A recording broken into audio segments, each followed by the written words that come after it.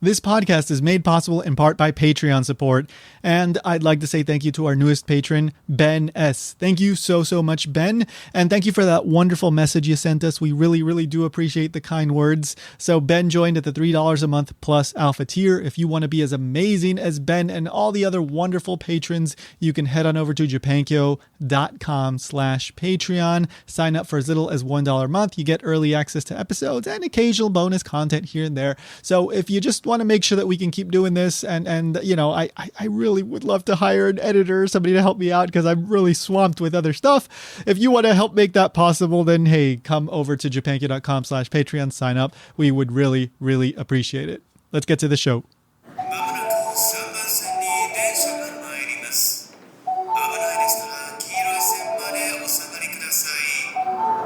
Welcome to Japan Station, a production of japankyo.com. I'm your host, Tony Vega. Hey, it's episode 101. All right. So, start of year five, I guess, right? Yeah, because we just did it for 4 years, right? So I guess, I guess this is year 4, and then the next time around would be year 5, right? I think that's how these anniversaries work, right? Oh, anyway, whatever. It's been a long time, and now it's episode 101. If you haven't done so already, hit that subscribe button on the podcast app that you're using to listen to this. I would greatly appreciate that. By the way, we are on YouTube, on the Japankyo YouTube channel. Everything just kind of gets dumped over there, but there do seem to be quite a few people listening over there. So, hey, if you're listening over there, thanks for checking it out. I mean, I don't really care where you listen to it, as long as you listen to it. I do appreciate that. So thank you. And don't forget to leave a review if you're on Apple Podcasts, especially. I would really appreciate that. I don't think it really does anything for the algorithm, but it's just nice to know that people care enough about the show to leave a review. And then I think it helps other people just when they're, browsing podcasts and all that. So, go do that. If you can spare a second or two, I would appreciate that. All right, so let's get to today's episode. My guest today is Wen-Jin Ho. She is an amazing printmaker, studied in Japan. She studied woodblock printmaking, ukiyoe, all that stuff. She absolutely loves it, and she does things, I guess, her own way, and we're going to talk about why I say her own way. It's wonderful stuff. I do really recommend that you check it out. You go take a look at what she does, because it's really fun, really interesting, and really thought-provoking stuff. She's also a research associate at the University of West England's Center for Print Research, and she's working on her PhD, and we're going to talk about some of the really interesting stuff that she's researching. And at the end, we get into a little bit of a story of my experience with real ukiyoe woodblock prints from the Edo era here in Hawaii. It's a little bit of a tangent, but I think it's an interesting story nonetheless. So, but the vast majority of the episode is about Wen-Jin Ho. She's a super fun person to talk to. She actually participated in JET, has a great story about living in Kagoshima, and just other experiences in Japan. So I think you're going to enjoy listening to this. So let's get to it. Here is my conversation with Wen-Jin Ho. The next stop is Japan Station. The doors on the right side will open.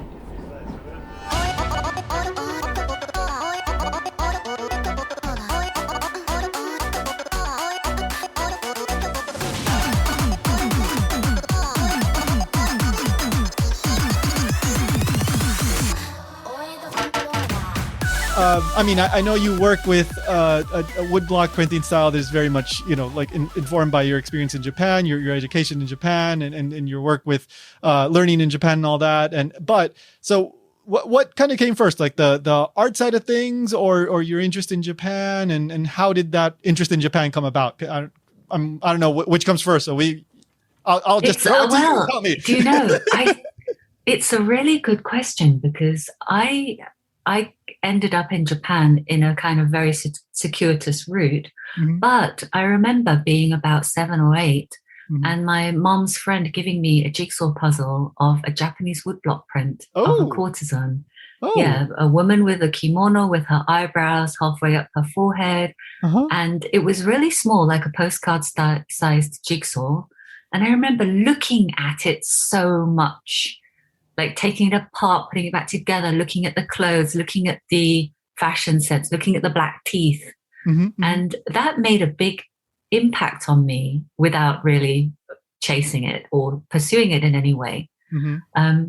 But then it's a bit of a long story. I don't know if you know, I grew up in a family who came from Malaysia and Singapore, and they ran a veterinary business. Yeah. And it was always assumed that I'd become a vet too. And you kind of did. I did, yeah. For a while. So exactly. Yeah. So halfway through my studies, I went to Cambridge University, and in the third year of college, you can study whatever you like, which is amazing. And they kind of made the situation so that people could get deep into anatomy or physiology, or, you know, really focus on something very scientific. But technically, you could study anything you liked. So I did history of art in the third year, and concentrated on printmaking because I'd been making prints in my spare time since I was about 12. Oh, wow. So I was really interested in art before I went to university, and I was always making things. So I spent the third year of college doing history of art.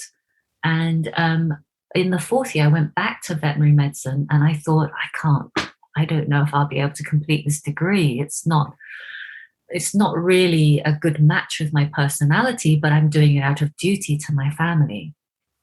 So I thought, well, what am I going to do? Maybe I should take another year out. And I was looking in a newspaper, and I saw an advert for the JET program, which is the teaching English assistants teaching program, which connects people from the UK and America to Japanese schools. Yep. And I did it too. So, yeah, you did it too? Yeah.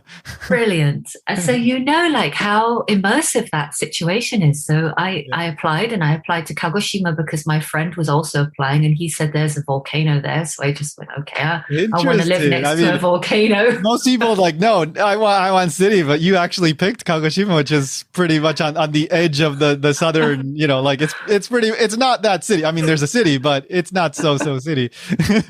I ended up in a village with 15,000 people, but there were 3 clusters. So it was a village of 5,000 by the sea in the kind of the downwind side of the volcano, so the ashy side of the volcano. So you got exactly what you wanted.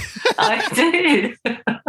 And I had a brilliant time. So that's my introduction to Japan, was living in a rural community where hardly anyone spoke English, and kind of pre-internet and pre-cheap international calls.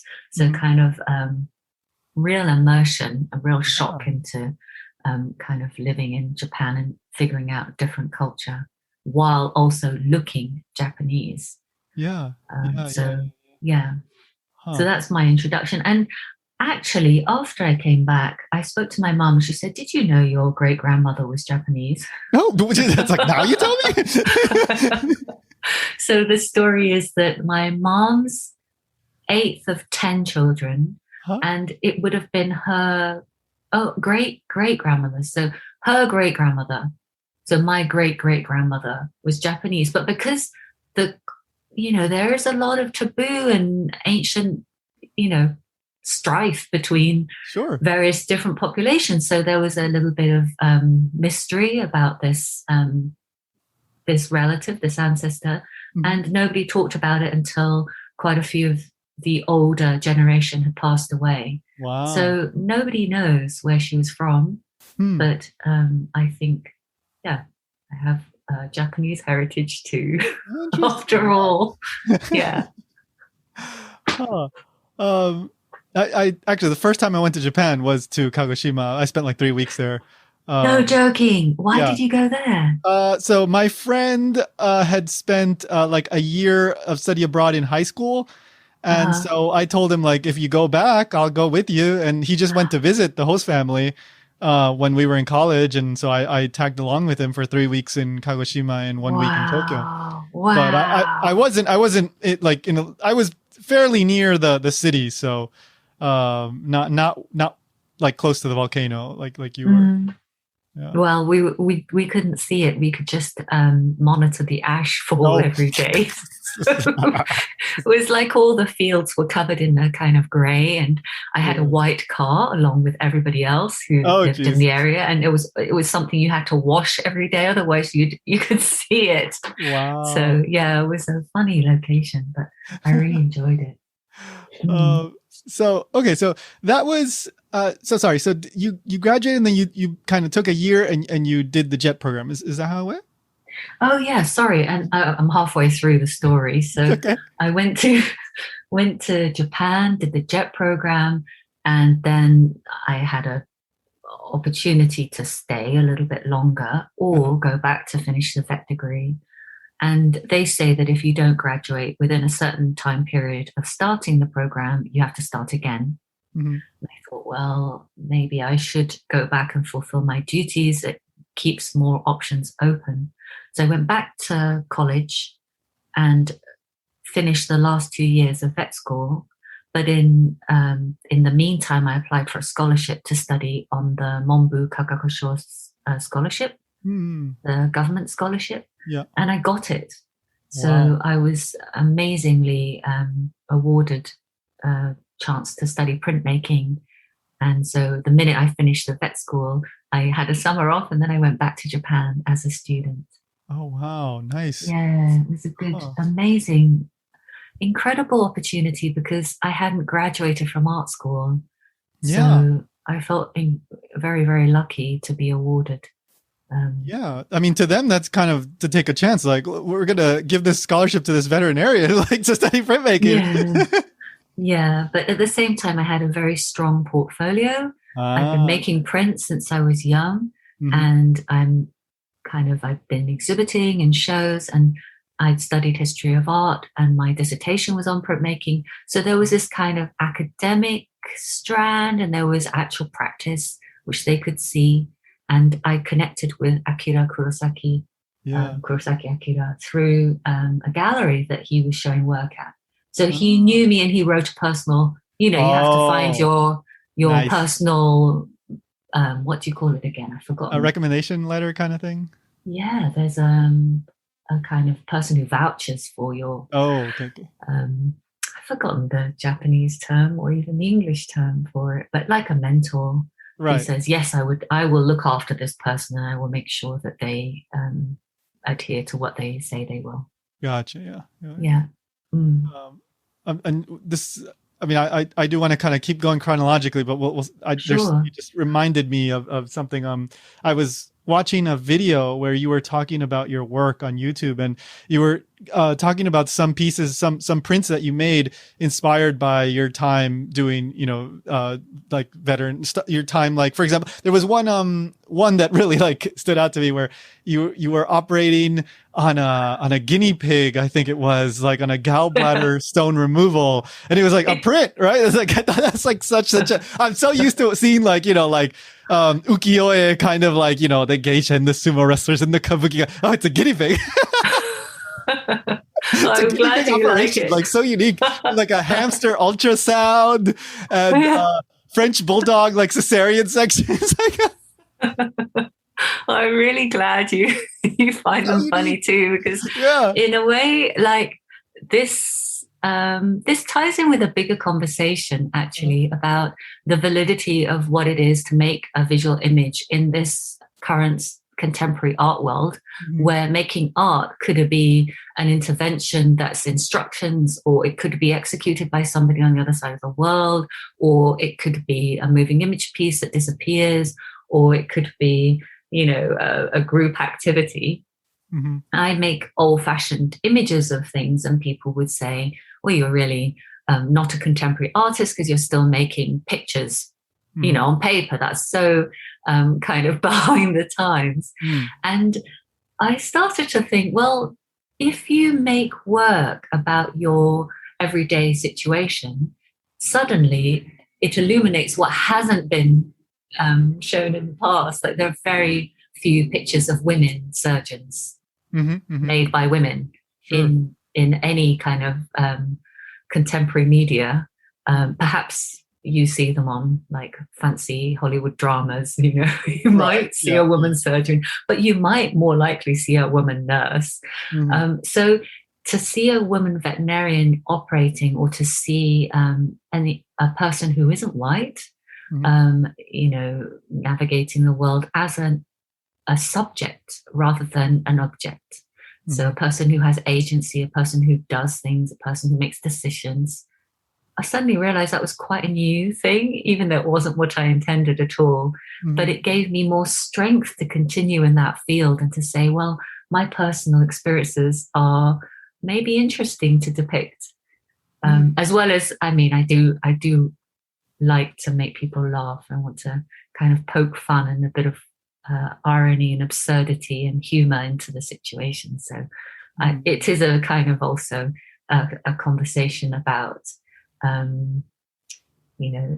telling it how it is, but in order to entertain rather than to instruct you.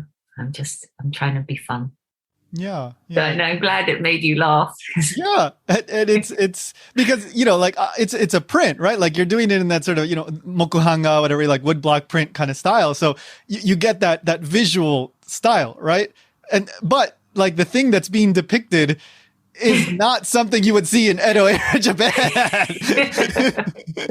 Yeah, it's really true. And I think also there's a lot of phones and mobile phones and laptops and chargers in my prints as well for the same reason. Yeah. It's super fun and super memorable, but there's also, like beyond the surface, when you scratch it a little bit beyond the surface, no pun intended, I guess. But, like there's like you were saying, like all these different meanings and who's being depicted, what's going on and how it's being depicted. And, I mean, that's art. Like you can talk all day about a good picture, right? So, well, I'm glad you've picked up on that. Yeah, thank you. It's very observant. And nice to kind of blend the two. I just want to say the prints are actually lino cuts. So the Japanese woodblock technique is fantastic and I adore it. And I work in various full-time jobs and then don't have time or to make a beautiful Japanese woodblock print, but lino cut is quicker. So I've taken a lot of the aesthetic, but I'm using lino, which is very portable and easy to carve medium. And you can rush through making a block in an hour and then just snatch another hour on another day and print it. So it's kind of like inspired by, but not exactly. Gotcha. Yeah. Right. Yeah. It's easier to carve. Is that kind of the the technique is a lot easier. So if I want to carve a fine line, I can carve a fine line really quickly with lino, and then with woodcut, you got to be disciplined. You got a chisel, I guess. Yeah, that's the case. Okay. All right. So going back to the timeline, I guess. So you get the Monbu Kagoshima scholarship, and where do you end up going in Japan? Okay. Well, this something strange happened.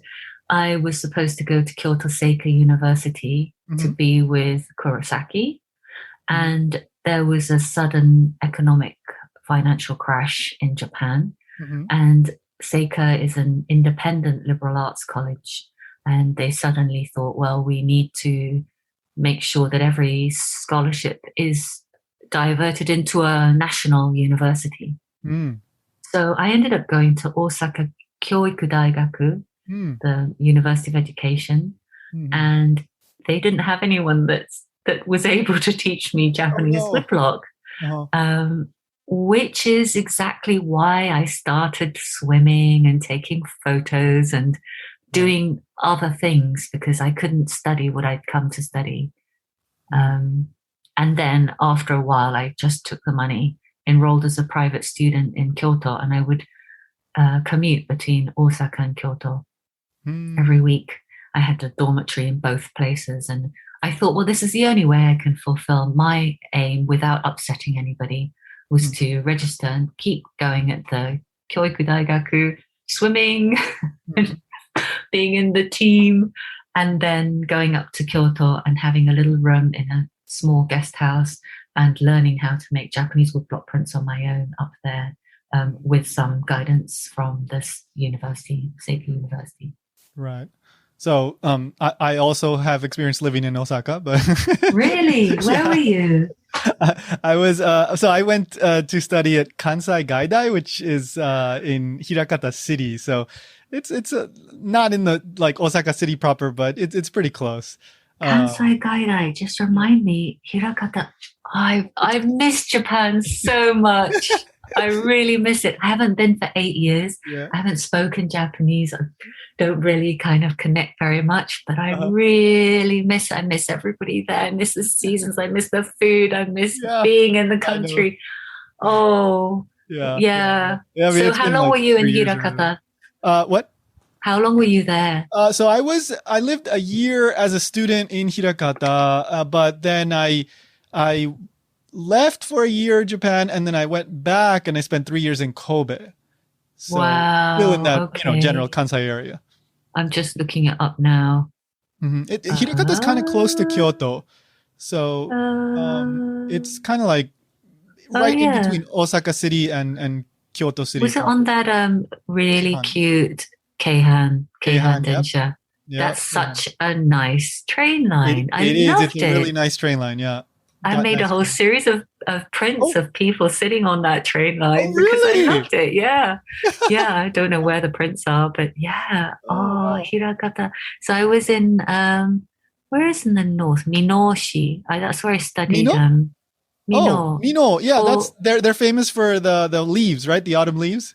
Autumn leaves, monkeys, waterfall. And, And the deep fried momiji, the leaves.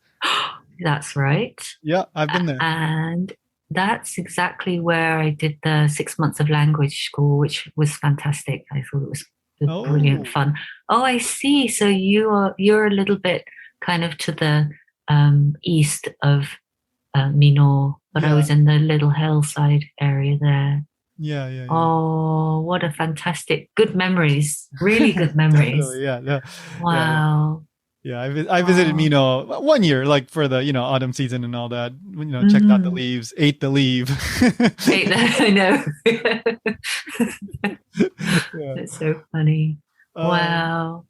So what about then language? How was that for you? Like, did you start studying back in Jet, or like what was your kind of progression with the language?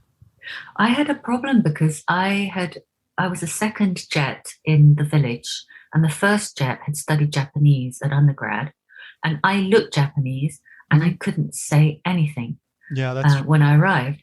So there, I actually had an intense period of loneliness, and I thought, well, I must learn as quickly as possible because I can't connect with anybody. But they were keen for me not to learn Japanese because they said that they wanted me to be the English teacher. So what? You can still learn Japanese? Well, yeah. So I joined the sign language group. Interesting. The Shuwa Circle. Yeah. And that was a brilliant way of learning because everybody is miming everything they want to say in an exaggerated format. And I know I learned kind of Kagoshima version of sign language rather than the international version. But it was amazing. They were really, really friendly and kind. Some people were hearing, some people were, interpreting, and some people were had hearing issues. We even went to karaoke together. Oh, wow. Which is amazing. So I guess they took me in and they taught me a lot. And then my neighbor was 6 years old. She thought it was absolutely hilarious as an old person who couldn't say anything. So we used to play every day after school. We had a restaurant. We make mud miso soup and like okonomiyaki. Or we play games. We play color games. She'd play a game. She'd say, I'm going to say the color, and then you have to run and touch it. She thought it was brilliant. All her friends are 6, and then she's got this old person, and she'd give me a hint, like, over there. And then she'd say, okay, everyone, Aka, and then everyone would run. So she was a fantastic teacher, really, really, really good. Yeah. So I had a few unusual learning experiences. But what was funny was that I learned through hearing and by making signs and having people help me. Yeah. And then when I went to language school, I realized I'd heard the wrong thing. Oh. So, for example, the shita hou ga ii. Yeah. I didn't hear the ta, I heard te. So I heard "shite hou ga ii." I didn't hear it, right? Yeah. So I remember going to language school and someone telling me, and I was thinking, all that time I didn't hear this tiny but important grammar point. So yeah, I did learn through speaking and playing with kids and Right. just general conversation with the deaf community. But and watching television. And watching television, sure. Yeah, I mean, yeah. But like interacting with people, I mean, that's one of the best ways you can learn. I mean, like if you're only learning from textbooks, I think eventually you kind of hit a wall. You have to interact with people. But then if you're only learning, just through listening, sometimes you end up with some of those mistakes. So, it's a balance, but I think interaction is just great. And having that person tell you like, I got red. It's like, that's also super memorable, right? You don't forget that. Yeah, exactly. Yeah, it was very warm, and it was very, well, it was also a question of survival, because I really missed good, juicy conversations, and there weren't very many people around.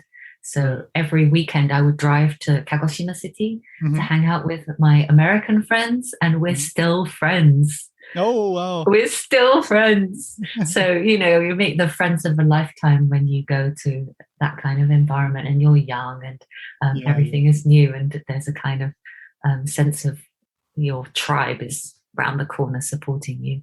Yeah. Okay, so then all right, so then back to the Monbu Kagakusho period. So you're at Osaka, Kyoiku Daigaku. You were part of the swimming team, but then you couldn't study printmaking for a while, but then you found a way to like get the money and start going to Kyoto. So what was the learning process like in Kyoto? Like you were spending part of the week there, and like what were you doing, classes, or was it like private tutoring with was it Kurosaki sensei? So in the end, at the beginning, when I first went to Kyoto, I hadn't entered the university, but there was a woodblock teacher from America called Richard Steiner.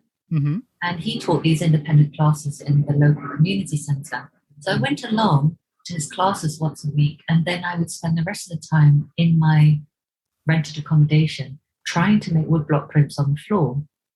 And I think what is also very interesting is the cultural difference for learning. Now, Steiner sensei has been in Japan for years, and his approach was also chimes with a Japanese style of learning, which is, I feel, a lot more about physical embodiment.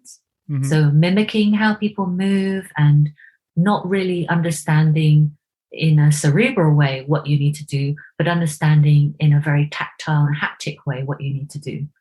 So I was mimicking the way he picked things up, and then I'd go back and I'd try things out on my own. And, this was the kind of lead up to then fully taking the money and transferring to Seika University maybe 6 months later. So yeah, it was a funny time, but I guess through that period of quite frustrating self-directed learning, like I learned all the things that I knew I didn't know, and then when I went to watch Kurosaki move, he answered all those questions. Like you really need to know things which are very difficult to explain in words anyway. You need to know, you need to have your own measuring system, or your own way of remembering how to do certain things. I sound very cryptic, but it's actually I don't know. I think it's like, if you had to say in words to an alien how to peel an egg, a boiled egg, you'd be in this funny realm of thinking, well, everybody knows how to use their fingers, and everybody knows what a boiled egg is like. Surely you know what to do next. Right. But if you had to explain it, you'd suddenly be confronted with this kind of gap in vocabulary and so on. So that's actually the research that I'm doing at the moment, is that funny gap, exploding that gap and seeing how can I convey these ineffable things in a way to an audience that they immediately understand what I'm trying to say. Yeah. Yeah. I mean, like, well, like boiling an egg, or peeling an egg, or like, sports and all these things, right? It's like you can read it in a book, but until you actually get out there and you try it, it's like it's totally different, right? And then like you try to explain it, but again, it's like you just have to kind of like trial and error, and then eventually you kind of figure like, oh, this feels right, right? Yeah, I like the visualizations that people put for example, like swimming. Imagine you're swimming through a very small keyhole, and your whole body kind of following your fingertip, and then you can sort of visualize, even though obviously naturally it's impossible. Through that visualization, it guides all your other movements that you then slide through the water. For example, or the kind of instruction you might get in the yoga class where they tell you about imagining string pulling you up to the ceiling, or sending roots into the ground. There's these kind of like visualizations which I think alter everything with a very subtle kind of vague instruction. So I kind of like that. Yeah. So then your current research like looks into how we explain that, or like how we learn those sorts of things. Like it's specifically related to printmaking, right?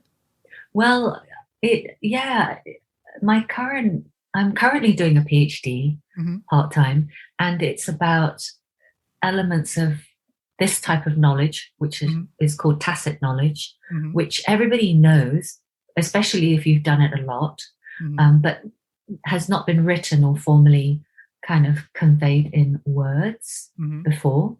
And the last project I did as part of this research was on gomazuri.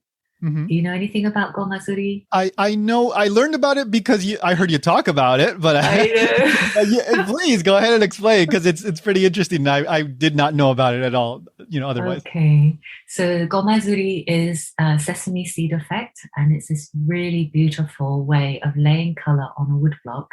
And when you put color and water and glue on the block and print without that much pressure or not that much glue, you get this beautiful field of speckledy color.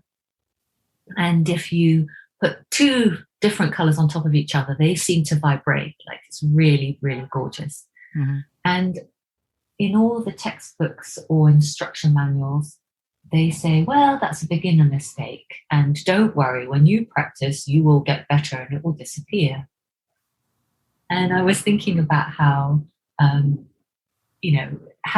everybody encounters this issue, and nobody knows how to avoid it. And the only instruction you're given is that you should practice in order to make it perfect. And how also in the beginning of the 20th century, gomazuri was kind of an indication that somebody had carved and printed a block on their own. It became like a signifier for it being a handmade work by the hand of the artist. So it got folded into contemporary art at the time as this sort of, really beautiful way of depicting texture and wood and moss and, old Japan, a very nostalgic technique. So, I wanted to quantify it. So I did this series of crazy, slightly absurd experiments on quantifying how you actually make it, and how many drops of water and how much pressure, and can I figure out where the magic lies. And I've come up with some numbers and some pie charts. Interesting. But it is funny because I was accused of destroying the magic by some woodblock printmakers who are extremely experienced. They said, you are giving away the secrets. But we live in a world where people who know the secrets are all getting older. And some of them are passing on, and it's not been recorded. And I don't want another Stradivarius experience where, that varnish disappeared when the maker died, I want to record it for posterity and for the richness of our knowledge. So that's why I'm doing it. Yeah. But like, also, even if like the technicalities behind how to do it, that doesn't mean that you will be able to do it the same way that, one of these masters that said, hey, you shouldn't, one of those guys, you won't be able to do it the same way that they do it. So, it still comes down to practice and experience and how you express it, like what you use that for, right? Yeah, but I think it's a bit like, I didn't want to record like, the very best example of professional printing. Everybody should be a genius if they precisely copy this way of doing something. Mm-hmm. That's not my intention. Right. But I thought about how we all learn to speak, and we all have different bodies, different voices, different, muscles, different physiologies. And yet we can all pronounce similar words similarly, which is in a way an indication that our muscles are able to do this super fine detailed tuning if we're taught. Mm-hmm. And so I was thinking, well, if we're able to mimic words that you understand me and I understand you, and we're from, different cultural and physical backgrounds and genders, then I wonder if I could create this sort of blueprint that you could learn to do something to that level of precision, adapted for your own body. Yeah. And I wonder, this is my secret dream, that if I could figure out how to capture and convey movement for printmaking, maybe I could also use that knowledge for teaching people how to do surgery or, how to do a physical thing, which it involves precise movements in space that involves maybe a lot more visualization than we've ever used before in learning, or maybe more kind of, other enhanced ways of understanding that we haven't used so far.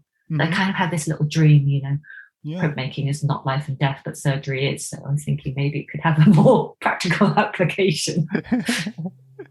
Yeah. I mean, it's interesting coming from someone who has had that experience of both. Yeah.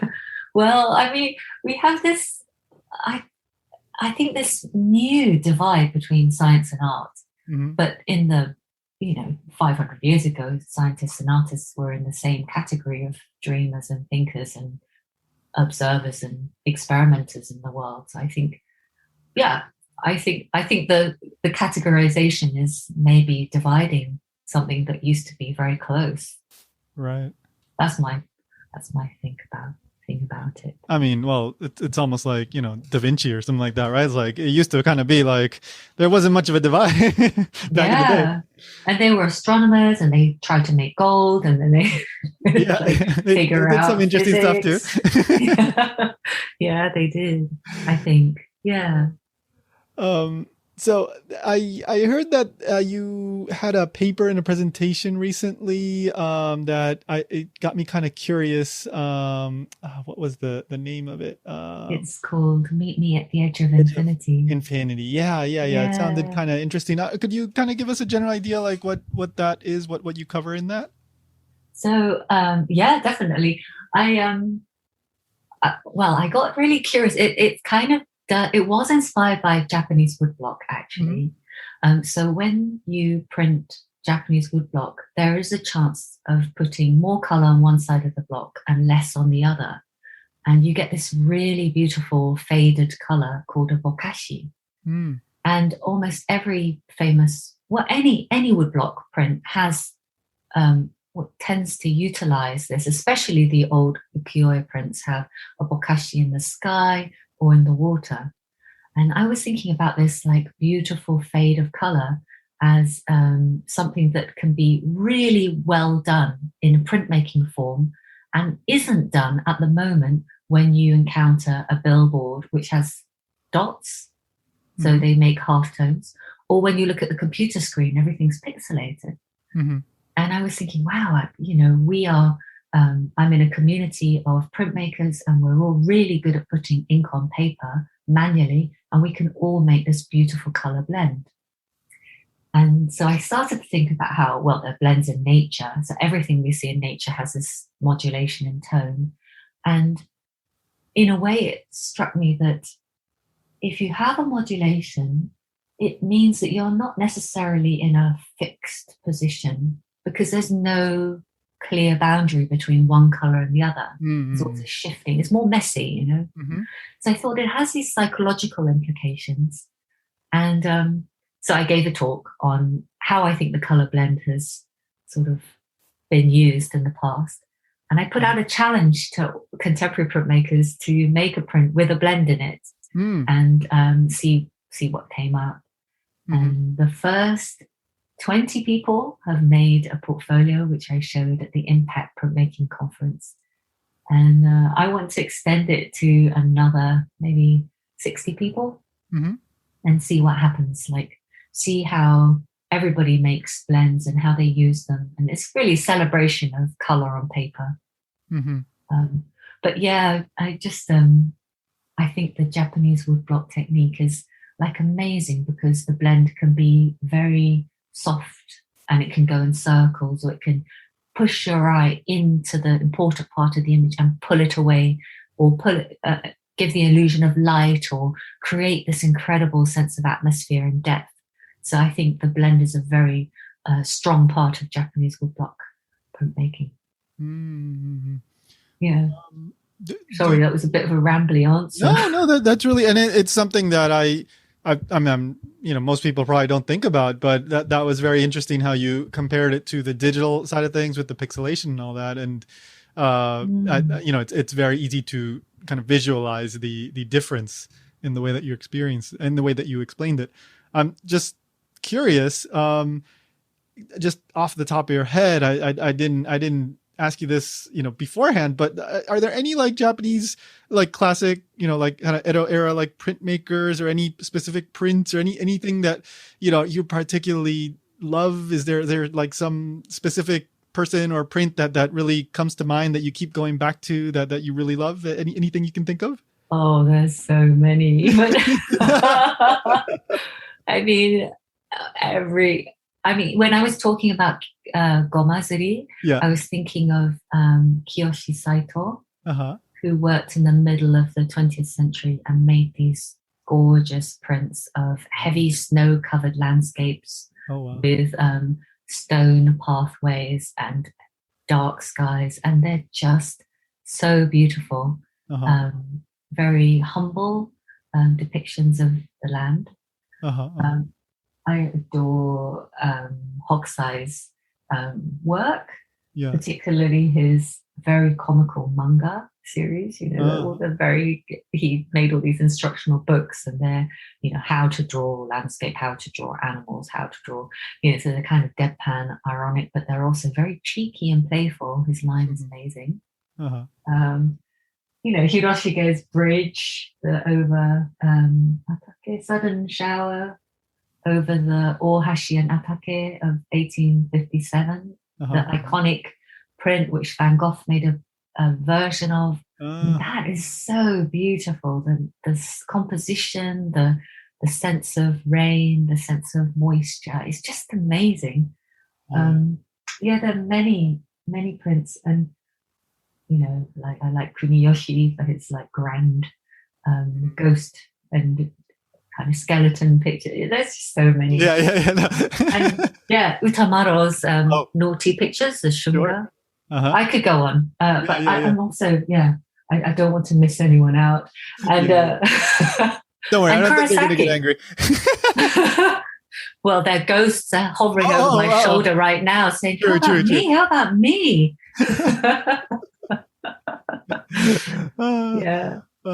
Definitely. How about you? Do you have a favorite Japanese? You know what? Like, I can't say I have a favorite, but I had this wonderful experience one time. So I still work for the same company, but we're not publishing the magazine that we used to publish. It was called Wasabi, and we would cover like stuff in Hawaii and stuff in Japan. And one of the fun things about that job was that I got to, go behind the scenes at some places. I got to go to restaurants and talk to celebrities and this and that. And one of the things that I got to do was go to the Honolulu Museum of Art. We got to go to the vault, and they have hokusais, they have sharaku, they have, some famous pieces. They have a really nice, I think it's like the 5th or 6th largest ukiyoe woodblock print collection in the US or something like that. Wow. And Wow. they've got like the wave, they've got like well-known pieces. And so the curator of the Japanese art collection, really nice guy, and he took us behind to the vault, and he would take them out and like right in front of me, like right there, like I could actually see it in person. So I got to see like a sharaku, I got to see a few other ones, but that experience was, until then, I really didn't have much of an interest in woodblock prints. It's like, oh, it's cool, whatever. But after kind of like getting to talk to somebody that really knew about it and told me more about the history, and I had to write an article about it and all this, like I really developed more of an appreciation for it in general. I think they're really different behind glass than when handled. And maybe did you feel I that? didn't get to touch them, but they were in front of me. like yeah. I mean, I could have touched it if I wanted to, but obviously they didn't let me.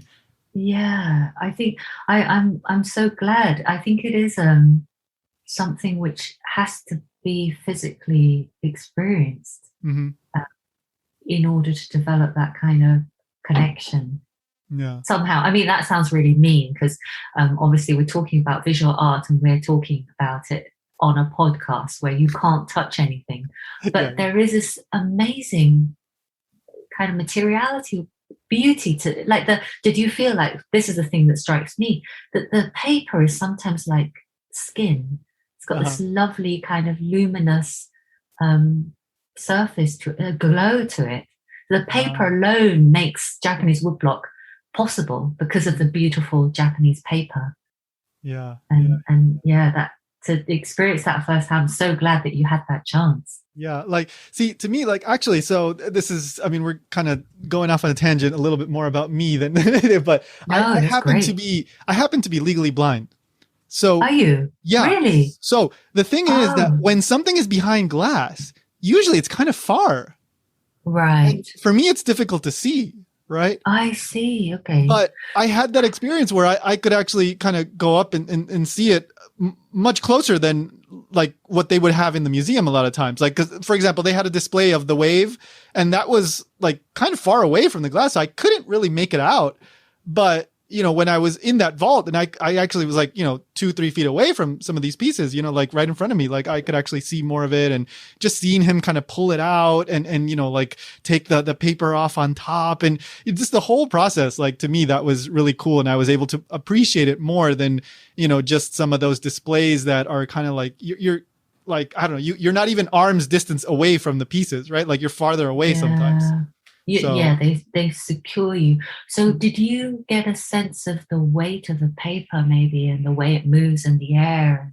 What could you appreciate from I mean, I didn't get to touch it, but like I said, I was like, I remember the sharaku, like the curator was talking about kind of some of the shine of some of the pigments. Yes, completely. Yeah. So like, I couldn't make that out, but hearing him describe it and being in that space, like that was really memorable to me, rather than, just having somebody talk to me about it and it's like 10 feet away. Right. Like, so, like I couldn't make out all the details, but still it was like such a cool experience just to be in this little space where they have everything like arranged perfectly. And he was like, let me show you this one. Let me show you this one. And the kind of passion and love is maybe communicated through that personal tour. Yeah. It sounds like, Yeah.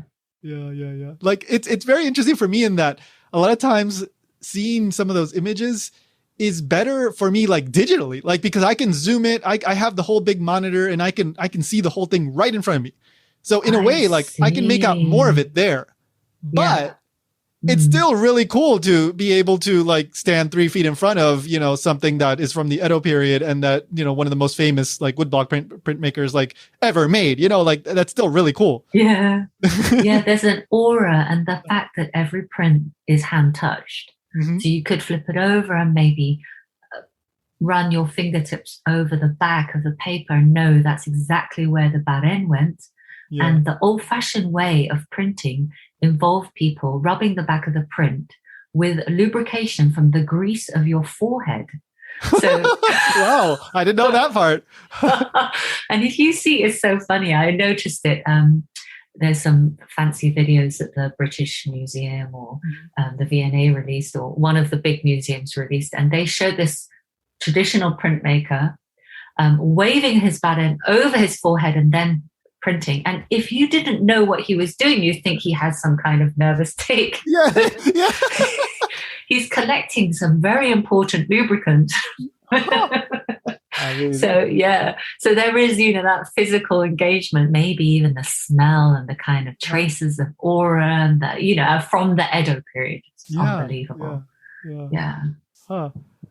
So that was, I still remember that. That was, I didn't expect to be telling that story, but yeah. Oh, thank you for sharing.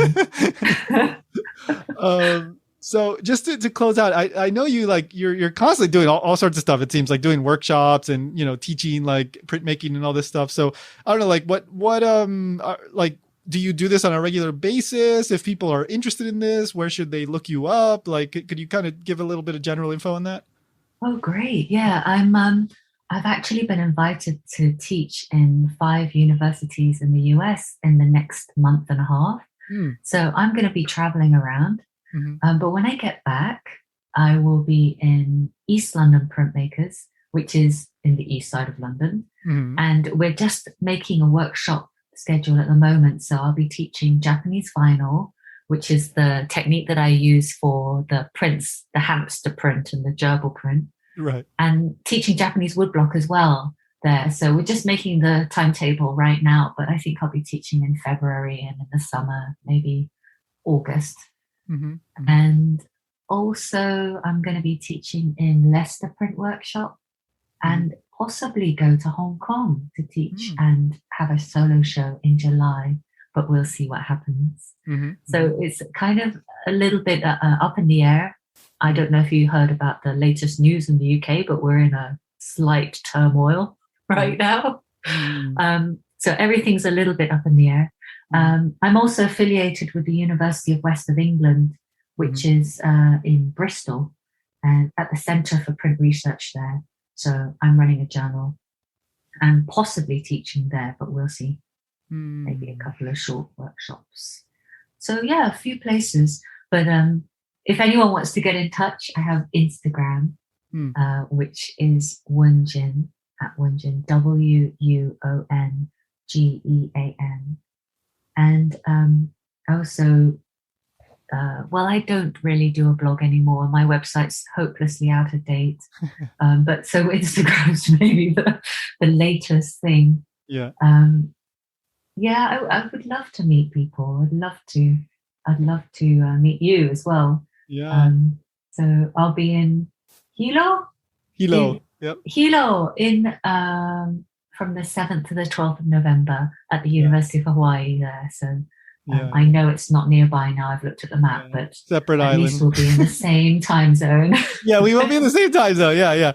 We won't be that far away. It's just that there's ocean between us. Damn it. Yeah.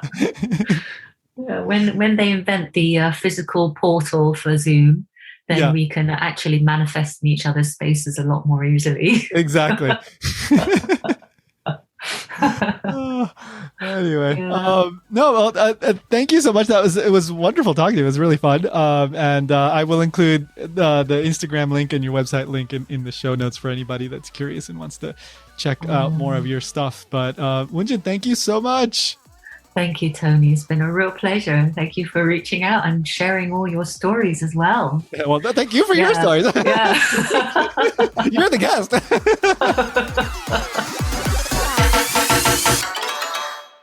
Just do it!